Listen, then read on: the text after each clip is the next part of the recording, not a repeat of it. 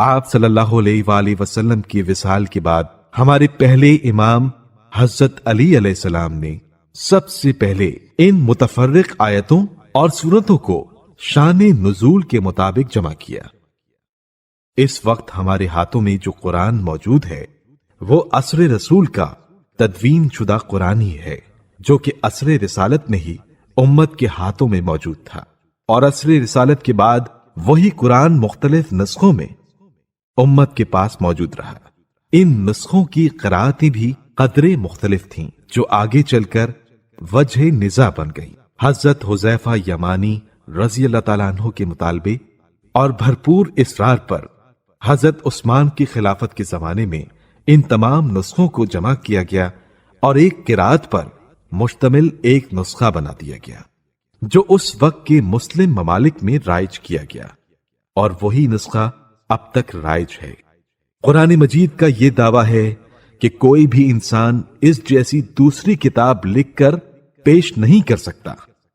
قرآن مجید میں ارشاد ہوتا ہے، قل لئن اجتمعت الانس والجن على ان يأتوا بمثل هذا القرآن لا يأتون بمثله ولو كان بعضهم لبعض ظهيرا۔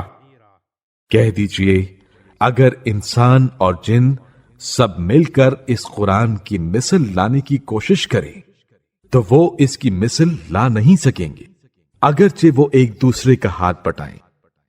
جب مشرکین پورے قرآن مجید کا مثل لانے سے عاجز رہے اور قرآن کی مثل پیش نہیں کر سکے تو خداوند تعالیٰ نے تخفیف کر کے فرمایا کہ اگر تم پوری کتاب کی مثل نہیں لا سکتے تو کم از کم 10 اس جیسی صورتیں ہی پیش کر دو۔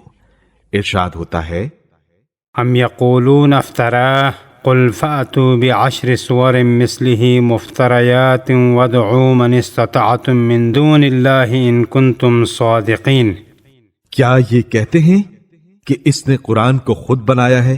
کہہ دیجئے اگر تم سچے ہو تو اس جیسی خود ساختہ 10 صورتیں بنا لاؤ، اور اللہ کے سوا جس کو بلا سکتے ہو بلا لاؤ۔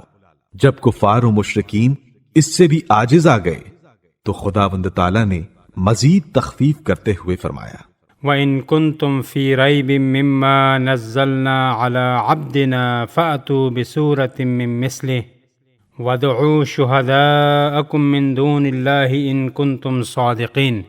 اور اگر تم لوگوں کو اس کتاب کے بارے میں شبہ ہو جو ہم نے اپنے بندے پر نازل کی ہے تو اس جیسا کوئی ایک سورہ بنا لاؤ، اور اللہ کے علاوہ اپنے حامیوں کو بھی بلا لو اگر تم سچے ہو۔